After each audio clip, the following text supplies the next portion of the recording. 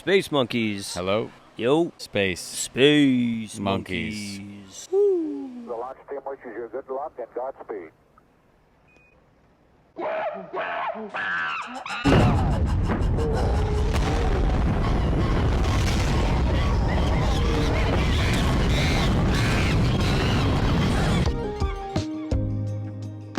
Space monkeys blasting off with Conor Daly, driver of the number 24 Polkadot Chevy car in this year's Indy500. We're actually sitting on the car right now here in Austin at the closing night party of Consensus. Nice, Conor, to be on the show. Sir, welcome.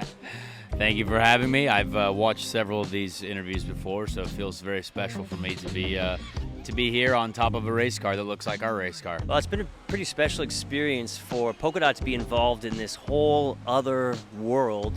You know, we've been saying there was over 350,000 people in the stands. What were those numbers of the people watching? Over 13 million, which I think was a record total, which is like, yeah, the most in a long time, which is a ton of people. Like that is, I don't know if numbers are hard, but over 13 million is a lot of people. Yeah. And that's just, you know, grandma and grandpa watching on cable. That's not saying nothing about the people on social media. Yeah. It was a wild experience, kind of. Never had anything like that happen to me in my life. Yeah, I actually wanted to know, I would like to actually interview you first. What were your expectations, and then what did you think when you kind of first saw like everything on like the starting grid, for example? Like the amount of people that were there, but like what, like you had probably an image in your mind. Yeah. But then when you saw it, was it like this is nuts, or what did you think? Yeah, well, I think there's three phases. One is, you know, before you got involved at all, my perception of racing. I never watched a whole race. Yeah, I watched some fine. dirt racing, you know, at home. Interesting, but I never appreciated the sport. When we were there on Saturday or Friday, was it, for that final practice? Yeah, carb day. I started to get a sense of how big that track is, you know, with the golf course in the middle. Oh, yeah. I started to get a sense of the scope.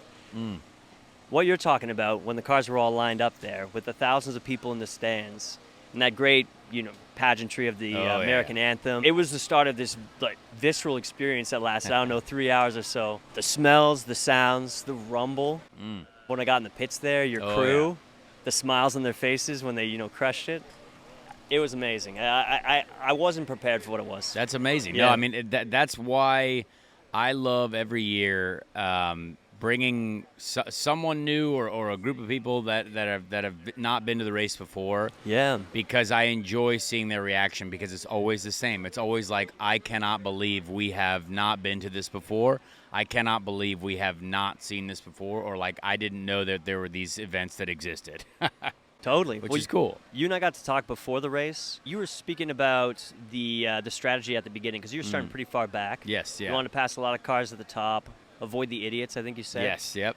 How did that start of the race go? Honestly, the start of the race goes perfect for those that are starting at the back. So, like, when I first got out there, I thought initially that I had a loose wheel, which was very strange feeling to me. Like, sometimes you have a feeling, just a small vibration that might not have been normal in the right front, and sometimes things can clear up when you go faster, because the cars aren't designed to go slow, they're just designed to go fast. So when you're going slow on those pace laps before the race, some things can be like I don't know. And so I kind of had a question about that. But when there's an accident that happens on the very first lap, you don't have time to really gain or lose anything. You know, we might have gained 2 spots, but it gave us an immediate opportunity to get off strategy and come in and get more fuel and tires. So yes, it's not great to start at the back, but if you do get lucky and there's a yellow of sorts towards the beginning, it gives you an immediate opportunity to kind of switch things up a little bit,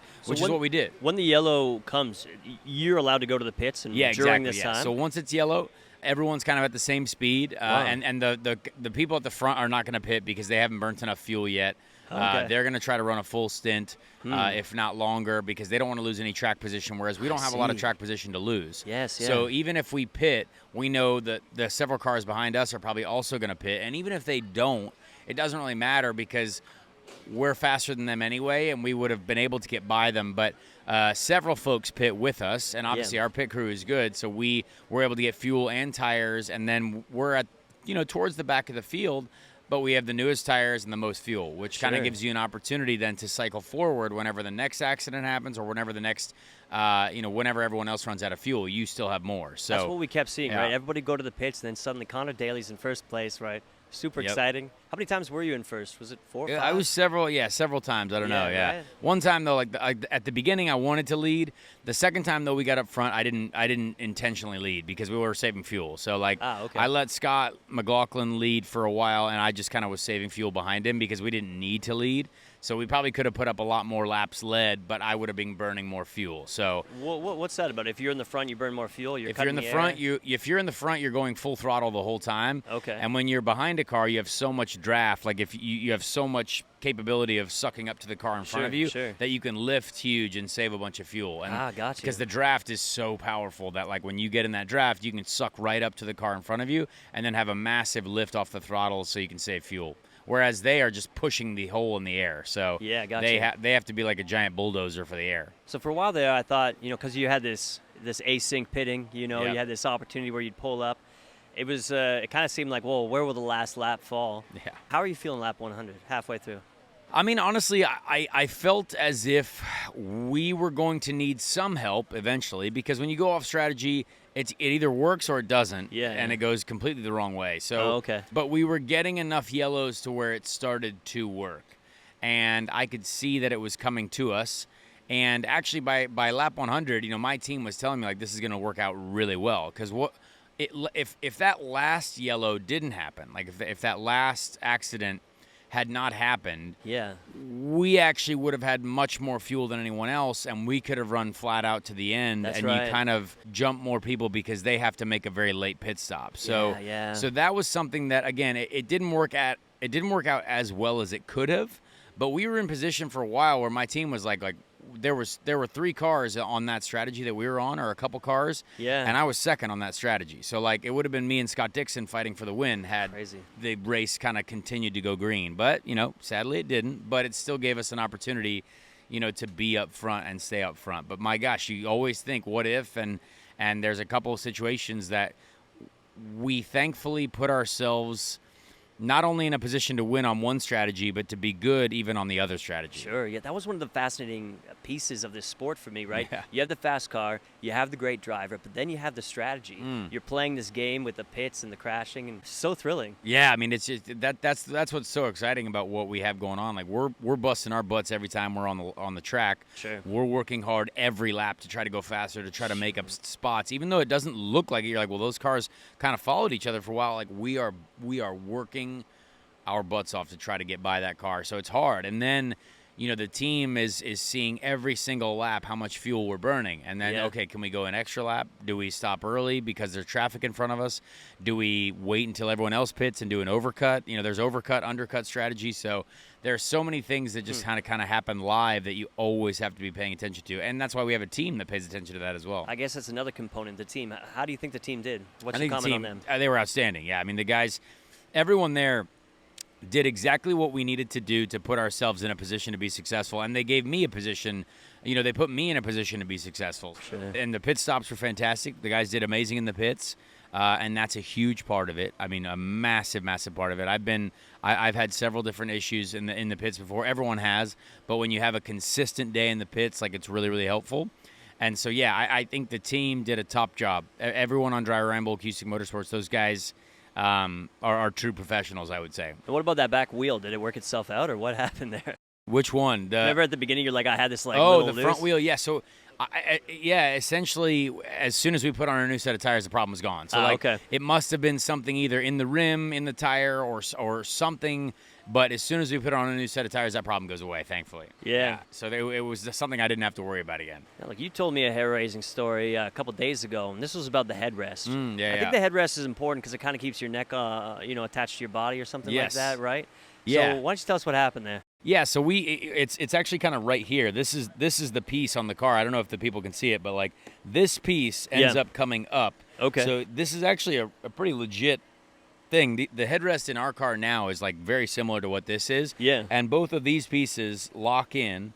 but these pieces that lock in were up here. So they were like essentially right here blocking this mirror and that mirror's What? view. Are you serious? Yeah. So you were kind of up here, and I'm trying to punch it down like this the whole time, but I obviously don't have a lot of arm movement in the car. I can just do like this. Oh you know my what I mean? God, okay. So that had started coming up, and then the back of it kind of then goes down, and so you're in a bit of a different position, and eventually, like, it was loose, but we thought it was secure after I hit it enough, and realistically, it becomes a safety issue if it's not secure. Yeah. So, you know, we had to make sure that we got it into a secure enough position to be comfortable running it, and thankfully the series let us run it because it was locked in for the most part, and then towards the end it was still coming up a little bit more, but I kind of got used to it at a certain point because, like, I'm not going to stop.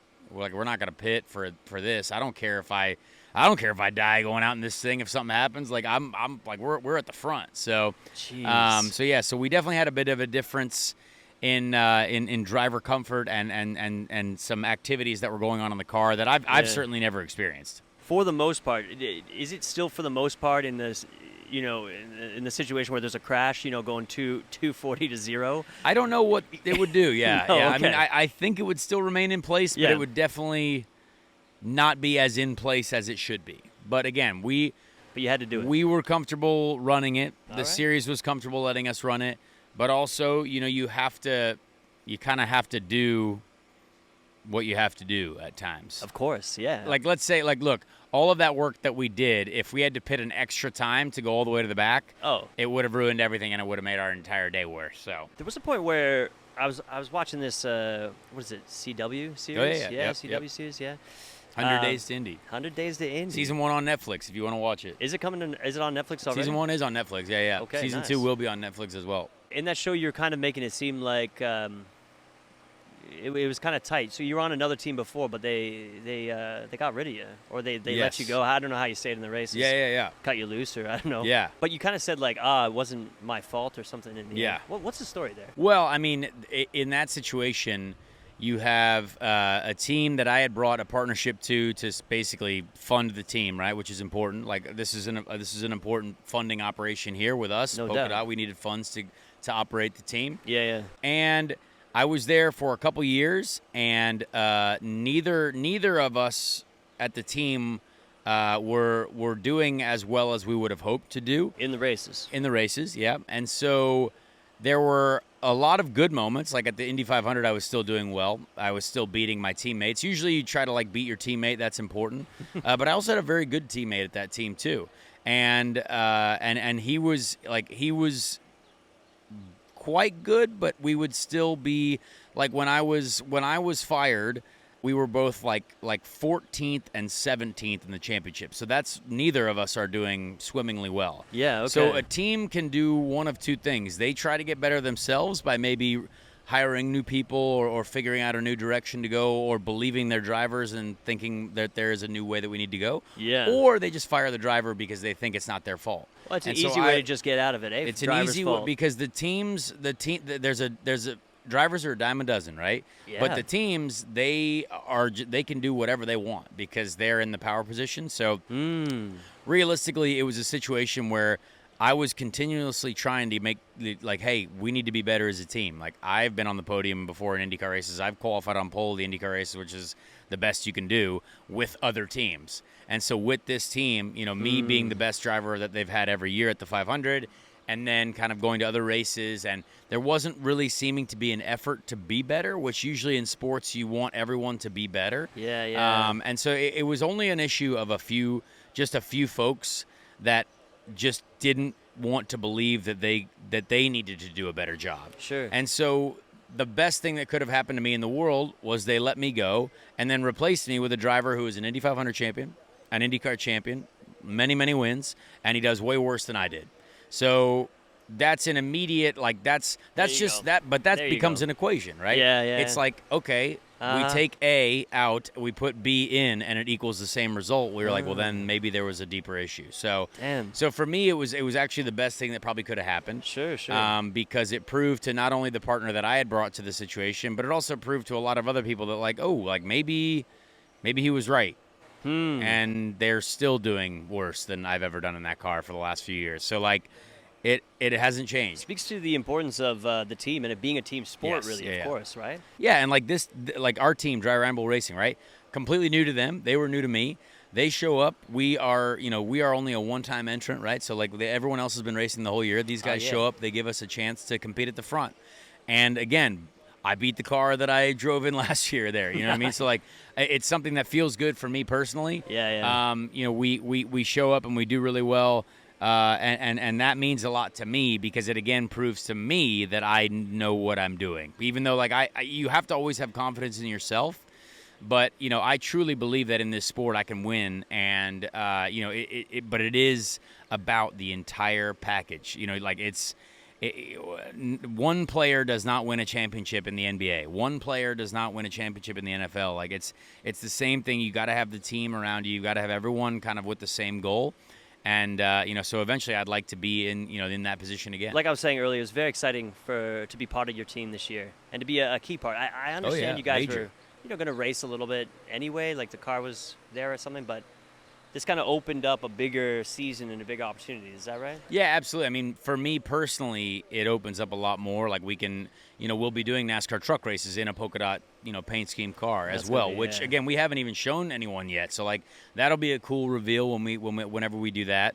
That'll be something exciting, a different demographic to be exposed to, a different group of people. Sure. And then now, with how well this went, it's like, well, what else can we do? You know what I mean? Mm-hmm. So that obviously every race requires a certain amount of funding, which is just challenging part. Yeah. But Dennis and our team, there is an opportunity. I would say, I mean, I might be completely out of my realm of understanding of what's possible, but like the last race of the season in the IndyCar season is in Nashville, and it's a super speedway, which is an oval, not exactly like Indianapolis, but we would use the same aerodynamic pieces, so we wouldn't have to like get a whole different car. You could essentially use the same car that I ran at the Indy500. All right, nice. That would be really cool to do.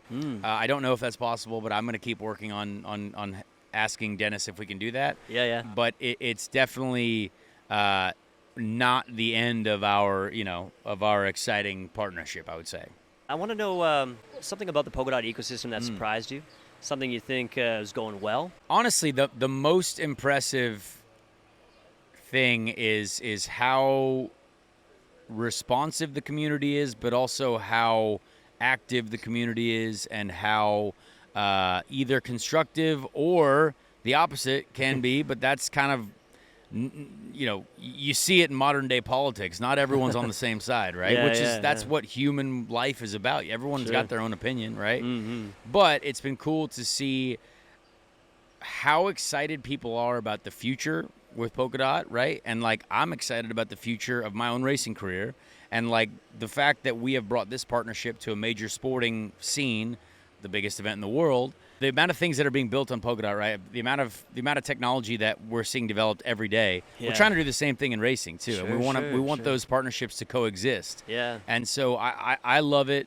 People get energized about it, which we saw in the month of May. That was amazing. And when you build that emotional connection, why would you not want to be involved with Polkadot? Why would you not want to be involved with a team like us together, right? We're all working to build the Polkadot ecosystem to continue to grow this situation. Yeah.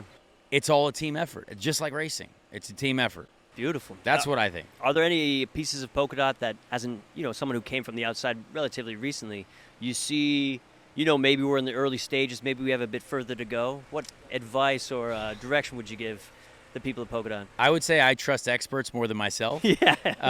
I would say the relationships that, like, let's say the rooms that I've been put into, right? Oh, yeah. With mythical games, you get put in rooms with a lot of people that are, very powerful, and that's just because we're a part of this ecosystem. That's just because those people are very interested in what's going on in Polkadot.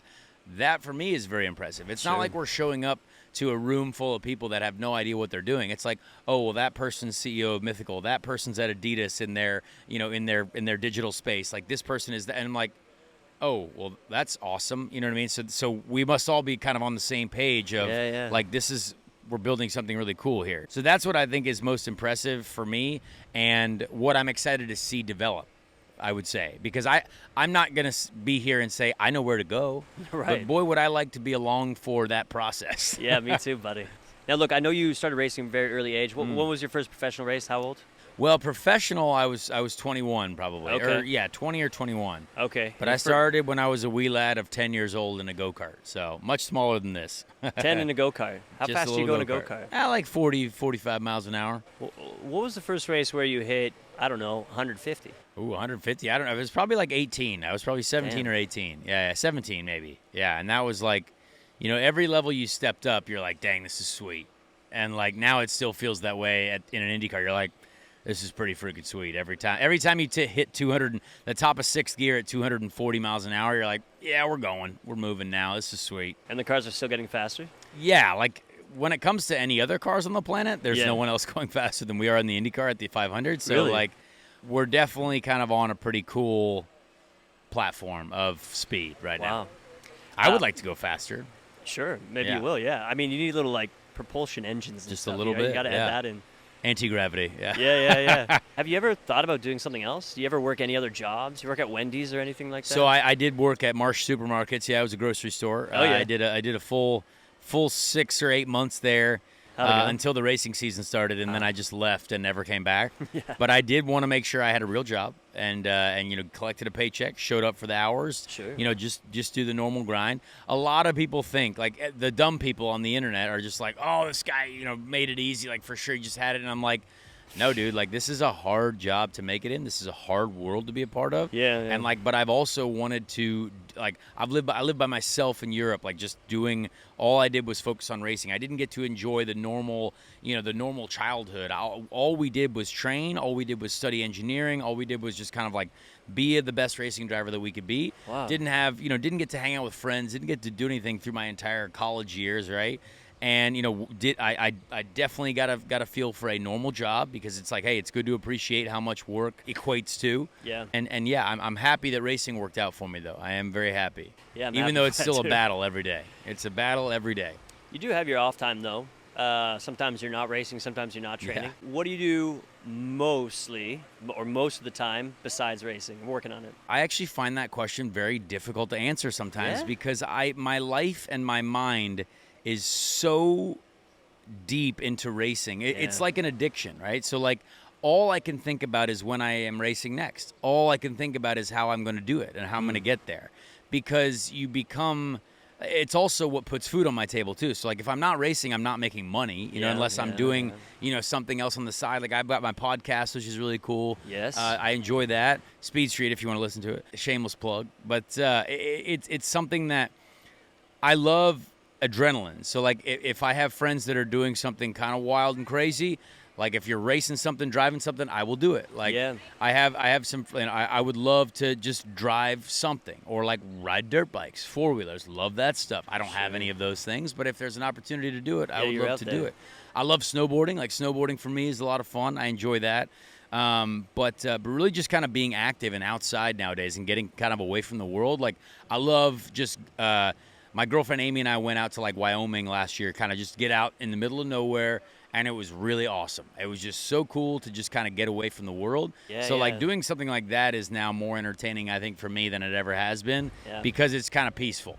Nice. It does seem that a lot of your pastimes are kind of, at least the stuff you do online, the podcast, you do Yeah. streaming. Yep. You update people on your YouTube show all the time. You're on Twitter quite a bit. Yep. This is all really bent around your brand and your persona, right? For sure, yeah. And I mean, you know just as well as anyone else, like it's important to have, an internet brand. It's important to put out content because people consume content constantly, right? Yeah. And also that does become a stream of revenue for us, right? Of course, because yeah. the work that we put in, obviously you want to get rewarded for. So yeah, the social media side, like I do enjoy it. There's obviously parts that sometimes are difficult and that are annoying, but I enjoy putting out stuff about racing that people can consume because I love racing.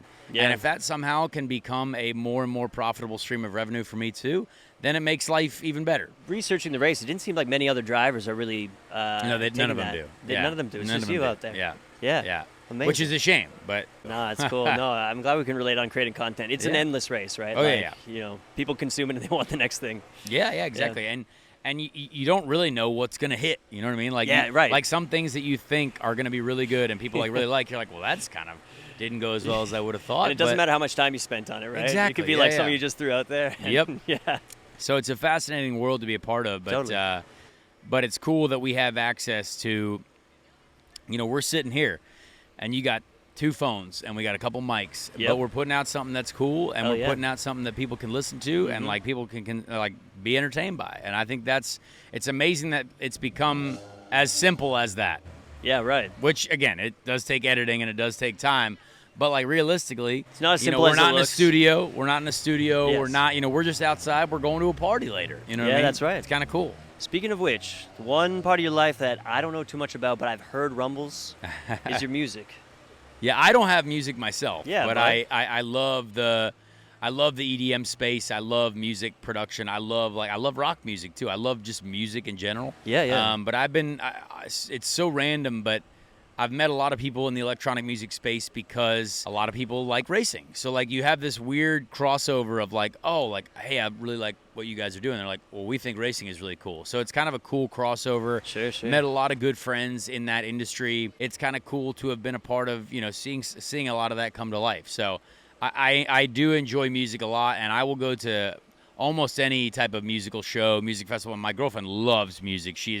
She knows more about music than anyone else I've ever known. Yeah. And it doesn't matter what genre it is. So like she exposes me to a lot of great music as well. Do you listen to the same song before every race, or do you choose No. a song? I actually don't listen to music anymore before races because wow. I just don't have time. Okay. And I okay. enjoy. There's no pump-up songs. No, but Okay. I enjoy the. I used to listen to music. I was Sure. like, I'm gonna listen to songs. Yeah, I'm yeah. gonna I'm gonna put my headphones in. I'm gonna be Yeah. that cool guy that puts on his over-ear headphones. and Yeah, just yeah, listens to that's stuff. right. That's right. Get in the But zone. I've actually appreciated more the interactions with people now, and the interactions with the fans, the crowd, the people that are there to support me, because that's way more profitable in the long run, the human interaction, I think, than me just like, I don't like to overthink things before the race. And if I'm trying to listen to music and then like, oh, maybe it gets interrupted, I'm like, oh, now it's annoying. Now I got to put my headphones somewhere. I'm like, I don't care. Like, I'm just Sure. going to go out there and race. Like, I know my job. I'm focused no matter what. I'm there to try to, I still do my thing, you know what I mean? I have everything that I need before the race, but I'm just taking in all the sights and sounds. Yeah, well, thinking back to the race on the grid there, seeing you just like hang out with the people around, talking with your team, chilling, watching the show. Oh yeah, I love the it was pre-race amazing. ceremonies. Yeah, right. I mean the anthem and the songs and Yeah. the flyover was absurd. I mean Totally. that stuff for me just lights my fire inside. I love that stuff. It's beautiful. Yeah. Well, Conor, thanks very much for coming on the show. Yeah, thanks thank for you. letting us be part of your team, and we're very happy to have you on our team. Looking forward to the rest of the season that we have this year and anything else we do in the future. Exactly. Thank you, man. I'm very honored to wear the colors, to be a part of the program. Yeah. To follow the Kus, and yeah, I mean, honestly, I hope this is just the beginning for us all. I really do. I think there's a lot more that we can do together, and it'll be cool to see what how that plays out. Love it, brother. Thanks very much. Thank you.